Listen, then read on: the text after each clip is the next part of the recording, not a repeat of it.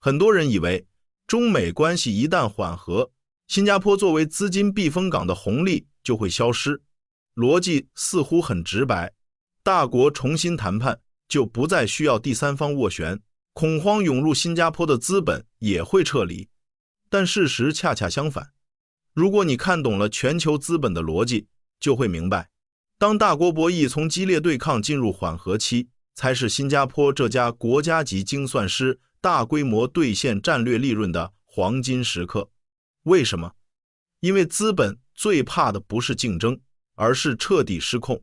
在极端时期，涌入新加坡的往往是短期、缺乏粘性的恐慌性避险资金，而当大国建立护栏，明确竞争边界，跨国企业和顶级资本才敢真正制定长期的亚太战略。此时，新加坡提供的不再是简单的防空洞，而是具备高度确定性的战略大本营。这比地缘政治带来的巨额利润，不仅关乎宏观 GDP， 更直接决定了来福士坊金融从业者的年终奖厚度，决定了滨海湾高端服务业的繁荣度，甚至决定了本地初创企业能否拿到下一轮融资。为什么这么说？背后的经济学和地缘政治逻辑其实并不复杂，却极其精妙。对于穿梭在中央商业区或樟宜商业园打拼的新加坡人来说，大国博弈听起来似乎过于宏大，但实际上它最终都会变成你每月的房贷利率、超市账单，甚至是楼下咖啡店杂菜饭的物价波动。根据世界银行数据，新加坡贸易总额占国内生产总值比重常年维持在 300% 以上。这意味着什么？这意味着我们是一个没有内部缓冲、极度外向且完全敞口，面对全球化风暴的微型经济体。当大国剑拔弩张甚至扬言脱钩断链时，全球供应链必然走向碎片化，直接后果就是物流成本剧增、关税高筑与大宗商品价格震荡。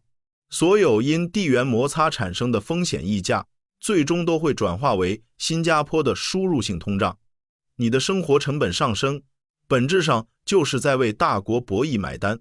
而当大国高层频繁互动，建立护栏管控分歧时，这种宏观缓和才是能让本地外贸企业喘息的定海神针。它意味着跨国公司可以重新评估亚太风险并开放招聘，意味着本地制造企业、物流巨头能重新拿到长期订单，外部环境的微小改善都会在新加坡这个高度杠杆化的经济体中产生巨大的乘数效应。但是，如果认为新加坡只是在靠天吃饭，那就大错特错了。作为一个缺乏战略纵深的小国，被动等待无异于慢性自杀。接下来我们要分析的，正是新加坡在几十年大风大浪中淬炼出来的核心生存密码与国家级操盘手法。在传统语境里，中立常被误解为软弱的妥协或骑墙，但在新加坡精算师的操盘下，中立从来不是被动退缩，而是一种门槛极高且具攻击性的商业模式。我们可以先看反面教材。在全球半导体设备战中，荷兰在巨大地缘压力下被迫选边站队，实施出口管制，结果是其核心企业阿斯麦直接面临巨大的市场份额流失，这就是被迫选边的沉重代价。相比之下，新加坡不仅凭借高超外交手腕避免了2选1绝境，反而敏锐利用中美科技竞争与供应链重组的间隙，完成了产业的跨越式升级。当大国关系进入缓和期，跨国高管们不再急于进行恐慌性的产业链转移，而是理性进行全球供应链重新布局。这时候，东南亚各国的定位差异就残酷显现了。越南的竹子外交很成功，承接了大量劳动密集型产业和电子组装业务，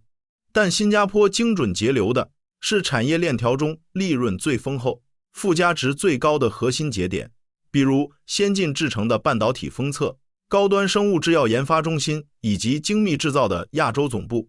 为什么资本冷静后会坚定选择新加坡？因为高端产业最看重坚如磐石的知识产权保护、透明可预期的法治环境，以及无可替代的高端人才密度。中国是我们的第一大贸易伙伴，美国是我们最大的外资来源国。在充满不确定性的今天，无论是美资科技巨头，还是中国出海企业，都迫切需要一个规则透明、不受单边制裁干扰，且能被双方信任的交汇点。新加坡通过积极推动全面与进步跨太平洋伙伴关系协定扩容，并在区域全面经济伙伴关系协定框架下穿针引线，向全球最聪明的资本传递了明确信号。在这里，你只需关注商业逻辑，不需要为地缘政治不可预测性支付风险对冲成本。这种将地缘中立性完美转化为制度可预测性的能力，正是新加坡源源不断吸引跨国巨头设立全球总部的底层逻辑。那么，除了实体产业链的精准卡位，新加坡手里还有什么足以撬动全球格局的底牌？除了在实体产业链构建护城河，新加坡手中还紧握着2根撬动全球格局的核心杠杆：航运枢纽与金融中心。先说航运，马六甲海峡承载着全球1/3以上的海上贸易，是东亚主要经济体的能源生命线。它的畅通直接决定新加坡的生死存亡。当中美高层恢复对话，建立安全护栏，直接大幅降低了亚太区域军事摩擦的风险溢价。对航运业而言，这意味着海上保险成本下降，物流效率提升，让新加坡赖以生存的转口贸易与港口经济得以在平稳环境中高效运转，持续创造现金流。但这是否意味着随着地缘危机暂时解除，此前涌入新加坡的避险资金就会大规模撤离？答案绝对是否定的。大国关系的缓和只是战术层面的分歧管控，但大国在科技、金融、规则制定权等核心领域的战略竞争本质并未改变。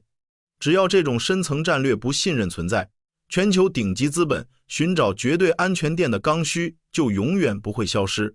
相反，在缓和期，资本流动逻辑会从短期的恐慌性避险转变为长期的战略性沉淀。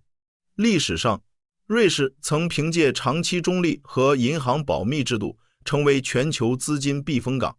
但在当前复杂格局下，瑞士的绝对中立地位已受质疑，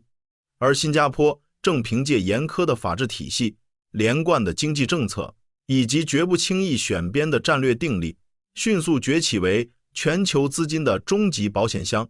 今天的高净值人群和跨国企业正成规模地将家族办公室、资金结算中心乃至全球财富管理总部迁移至此。因为处于财富顶端的人最清楚，国际局势波诡云谲，随时可能因黑天鹅事件再次剧烈摇摆。新加坡提供的正是动荡时代最稀缺的商品，跨越经济周期的绝对确定性，看懂了国家层面的深谋远虑。最后，我们必须回到现实，谈谈这些宏大叙事到底和普通人有什么切身关系。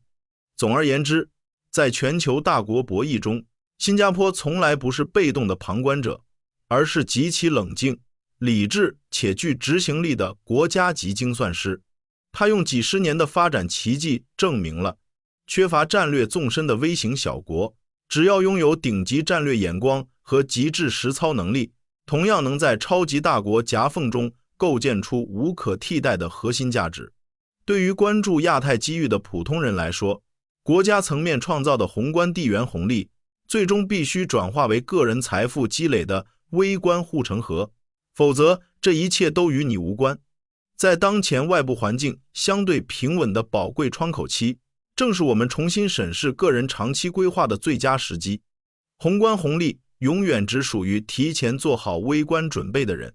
欢迎在评论区留言，分享你对行业变化的感受或资产配置上的困惑，我们一起寻找答案。如果你想持续看懂亚太局势演变、全球供应链重组及宏观数据背后的深层财富逻辑，不想错过时代红利，请订阅本频道并打开小铃铛，确保第一时间收到更新。我们下期再见。